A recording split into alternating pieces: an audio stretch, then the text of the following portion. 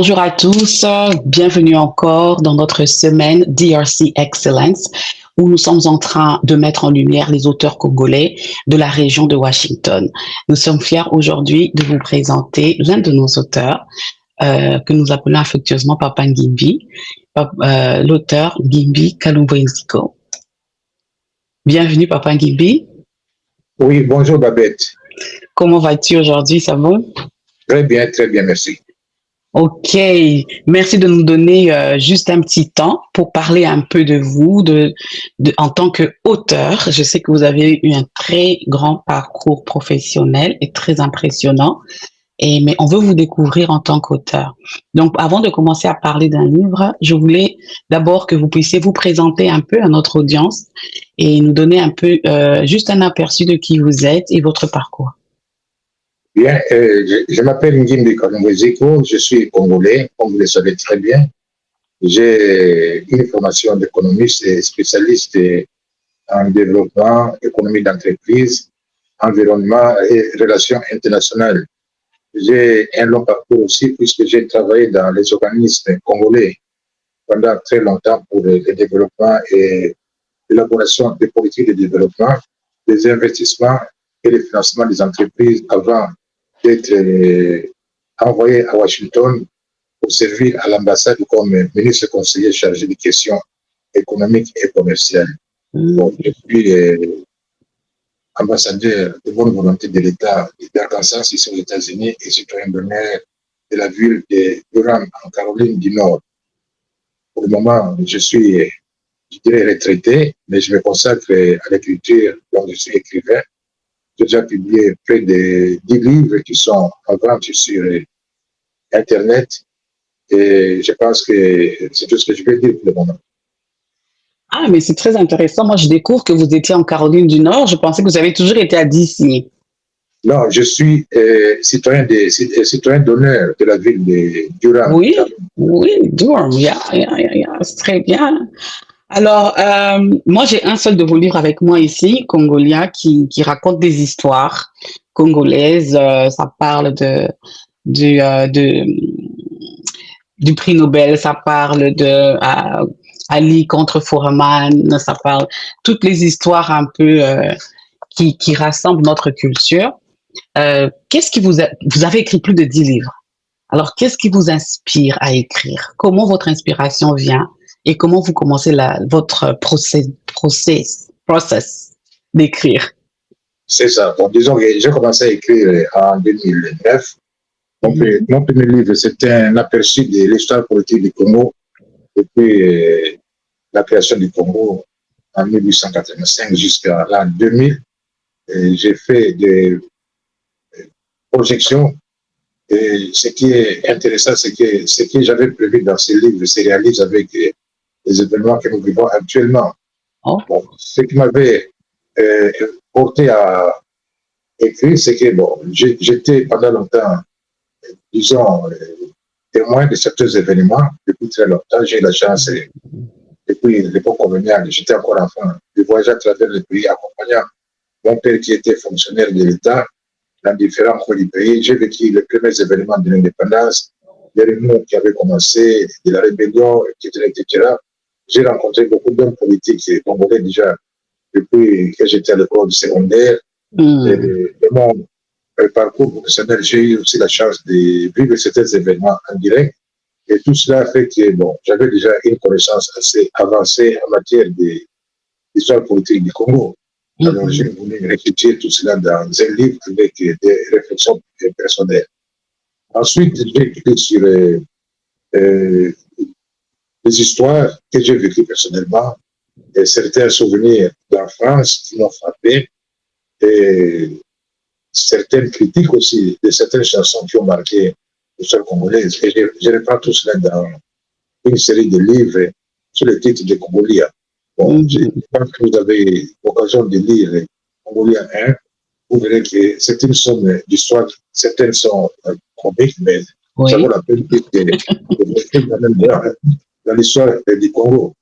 Et voilà une chose que vous pouvez lire ces événements. Je pense aussi que tout le monde a des histoires à relater. Il faut avoir seulement le temps d'écrire et être convaincu qu'on peut aussi apporter un témoignage, un éclairage sur certains événements qu'on a vécu. Il ne faut pas avoir de retenue, il ne faut pas avoir peur d'écrire. Bon, prenez un papier, faites votre ordinateur, écrivez ce qui vous passe par la tête, et vous allez mettre tout ça en ordre et le livre sortira, les livres sortiront. Oh, merci, merci. Quelle inspiration. Il y a un de vos livres, Le pygmée congolais exposé dans un zoo américain. Je crois que est-ce que c'est l'un de vos derniers livres? Oui, c'est le livre que je vous présente ici. Oui. Il est sorti autour de l'année 2010. 2010.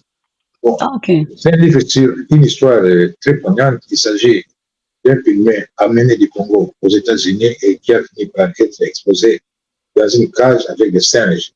On était à l'époque où le darwinisme, c'est-à-dire la théorie de l'évolution, était en vogue.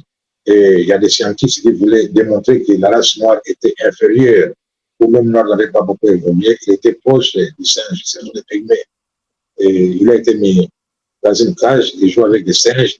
Les gens venaient par dizaines de milliers chaque jour pour les voir et se convaincre de l'infériorité de la race noire. Donc, finalement, les dirigeants religieux noirs américains ont protesté et l'ont fait sortir du zoo. Ils l'ont pris en charge pour lui donner une certaine éducation. Et il a eu son certificat d'études primaires à Lynchburg, c'est dans l'État de Virginia, à 290 miles de Washington. J'y ai été plusieurs fois. Et désespéré de ne plus rentrer au pays, il s'est suicidé en l'an 1916. Ses restes sont enterrés à Lynchburg. J'ai eu l'occasion d'y aller plusieurs fois. Et j'ai pu aussi obtenir, si vous voulez, une certaine reconnaissance puisque la municipalité de Lynchburg a élevé un petit monument à sa mémoire. Et il y a eu un mouvement qui s'est créé autour de cette histoire et qui a abouti à la constitution de ce que nous appelons maintenant un comité international pour les mémorials, les monuments de Kutabenga. C'est un comité qui est constitué des scientifiques, des chercheurs, des écrivains de certains milieux américains et européens.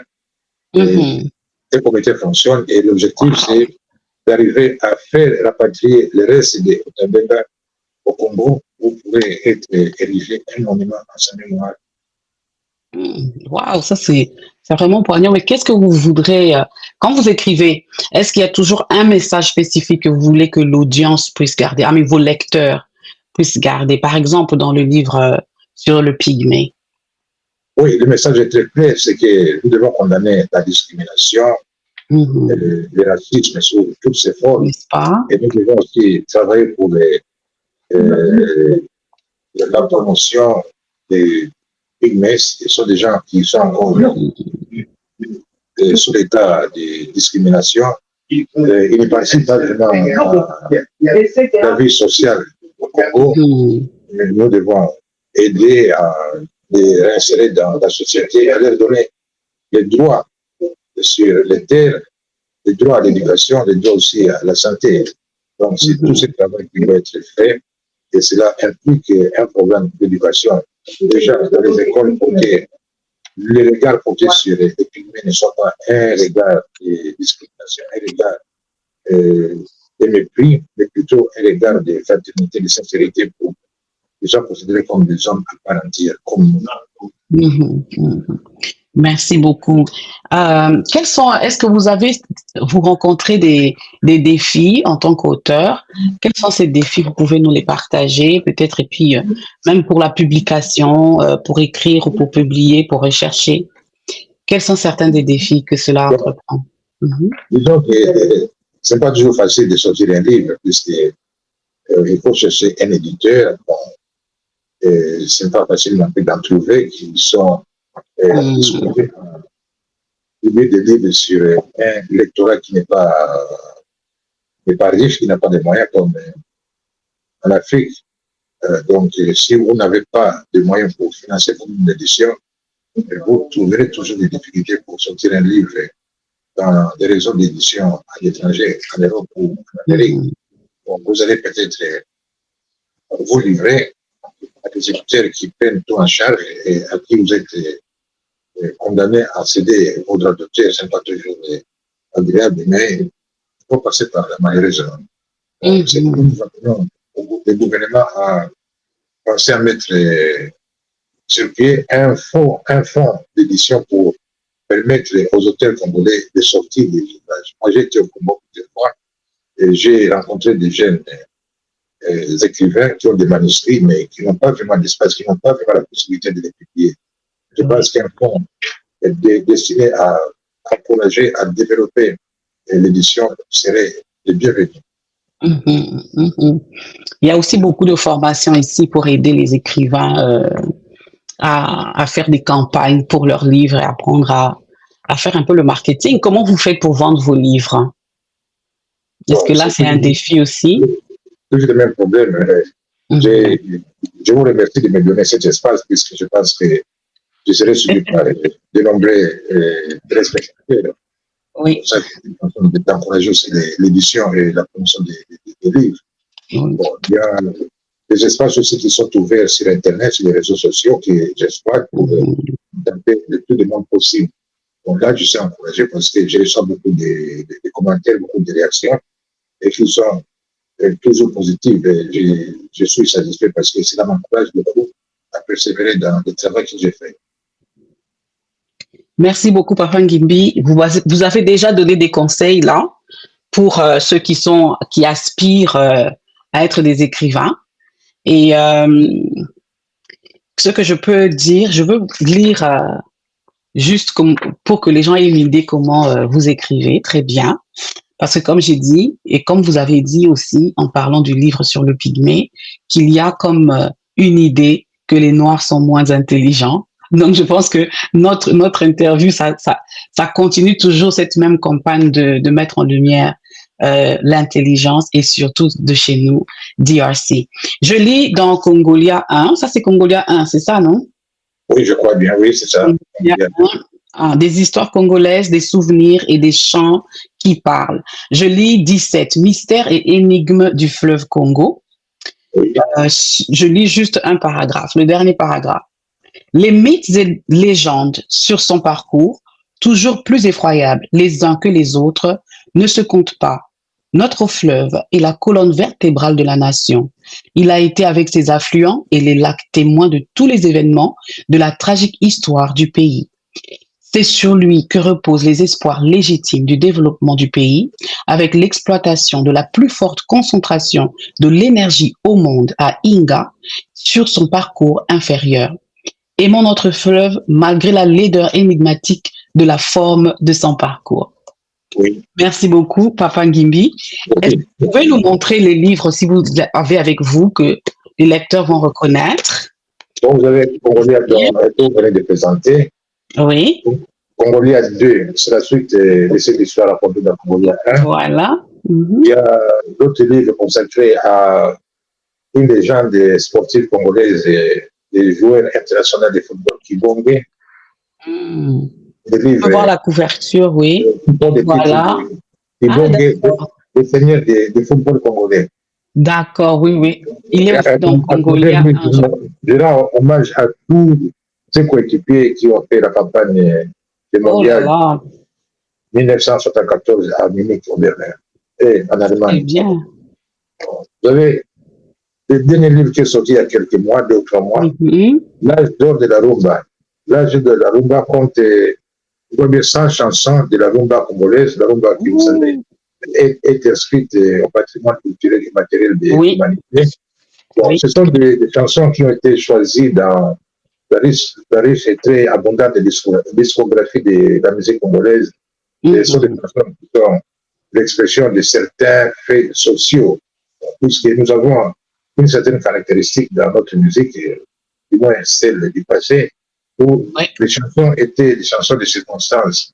On faisait des chansons sur des histoires vécues ou sur des faits sociaux. Ici, nous avons choisi ça et nous avons décrypté ces chansons, nous les avons analysées pour les insérer dans les contextes sociaux, culturels dans lesquels elles ont été produites. Bon, je prends par exemple la chanson Télévision. Une chanson qui est sortie dans les années 1960 par l'orchestre Afrique ça de Dr Nico, où il parle de la télévision qui était à l'époque un instrument magique. Les gens se demandaient si la télévision, c'était pas un instrument qui permettait de suivre à la trace des gens. Bon, il y avait un certain mythe autour de la télévision. Alors, j'ai parlé de cette chanson et j'ai la mis en relation avec l'histoire de réparation de la télévision au pays. Donc, la télévision a été implantée à Kinshasa en 1966. Avec, si vous voulez, un mouvement de soutien très, très important de Mobutu. Et il est devenu ce qu'il est aujourd'hui comme un instrument important dans la politique. Bon, vous avez un autre livre, c'est Congo Zaïre, les acteurs de l'histoire. Bon, ça, c'est un livre informatif sur les personnages qui ont été très, très importants dans l'histoire du Congo. Bon, à part ce que nous connaissons de Kassavou, de Lumumba, de Tchombe, c'est aussi que le lecteur aura la possibilité de découvrir d'autres personnages comme les Américains qui ont défendu la cause congolaise contre le Pondé, grâce à qui le Pondé a été contraint à céder le Congo à la Belgique comme colonie. Donc, ce sont des personnages dont on ne parle pas beaucoup de l'histoire du Congo, mais qui devaient être mis en évidence, parce que sans eux, je ne pense pas que le Pondé aurait pu céder le Congo à la Belgique. L'histoire ne serait pas ce qu'il est aujourd'hui. Congo Zaïre, très bien. Je parle aussi de l'histoire du Congo, comme je l'ai dit, c'est l'aperçu de l'histoire politique du Congo dans le livre Congo Zaïre, le destin tragique des nations. Le destin tragique des nations, ça veut dire simplement que le Congo a des ambitions, et son histoire est ponctuée de tragédies funestes, très importantes et très profondes. Et on s'interroge même sur la viabilité, sur l'avenir du Congo. Donc, c'est une question qui doit nous hanter et à laquelle nous sommes condamnés à trouver des réponses. Nous voulons que le Congo soit viable et qu'il puisse résister à toute situation, tous les troubles, tous les désordres qu'il connaît depuis son indépendance. Voilà, exposé en très peu de mots quelques livres que j'ai publiés et qui peuvent être retrouvés dans les réseaux sociaux. Merci. Merci beaucoup, Papa Ngimbi, pour votre temps et j'espère que nos lecteurs seront très enrichis par la lecture de tous vos ouvrages. Merci. Oui, c'est moi qui vous remercie et je salue tous ceux qui nous suivent. Et je pense qu'ils auront l'occasion de lire ces livres, de les commenter et de me faire part de leurs réactions. Merci encore. Oui, absolument. Merci. À la prochaine. À la prochaine. Au revoir. Au revoir.